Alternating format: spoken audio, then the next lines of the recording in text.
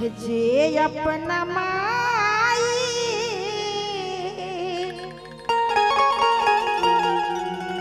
आले बाप के सताई, जे अपना माई बाप के सताई नरकों में जगह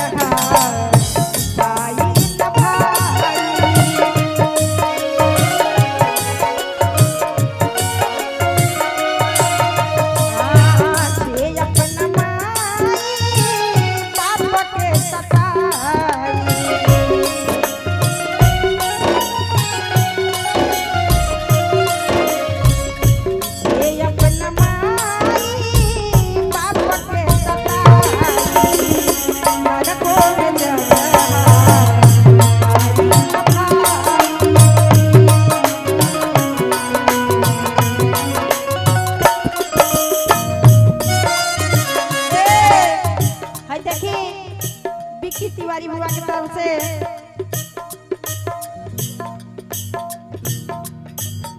बाबू बिक्की तिवारी जी की तरफ से लाखों लाखों रुपया के पुरस्कार है।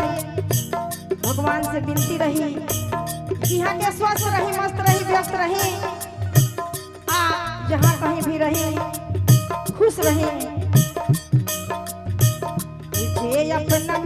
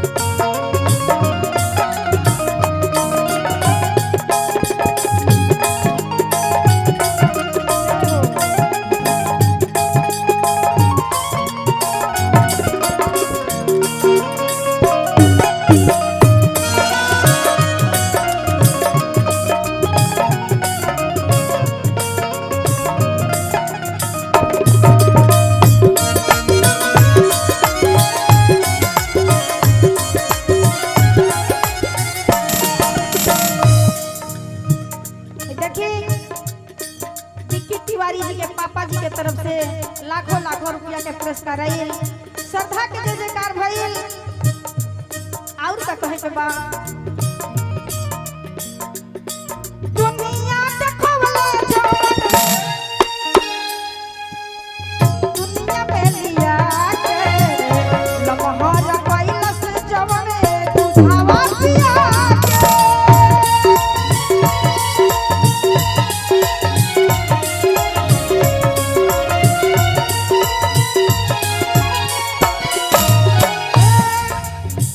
दुनिया देखवले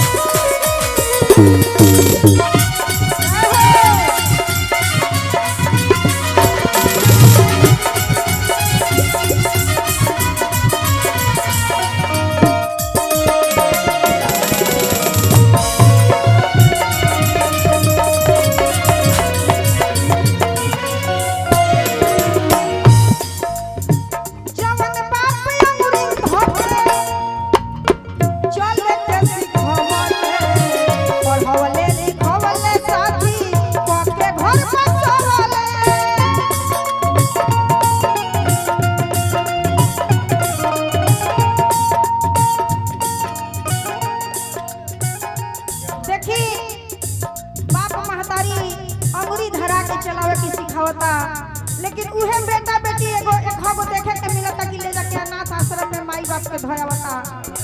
लेकिन ऐसा ना करे के चाहिए। एक दिन ऐसा समय आए कि वो उनको जाएंगे परी अनाथ आश्रम में।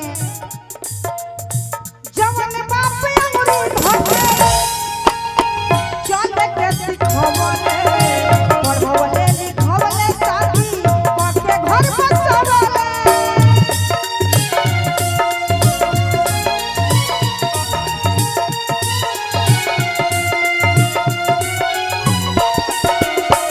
बूढ़े माई बाबू पर क्या बने लकसाई, बूढ़े माई बाबू पर क्या बने लकसाई।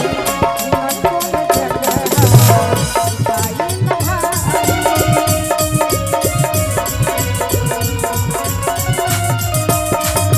लड़कों में जगह भाई न भाई।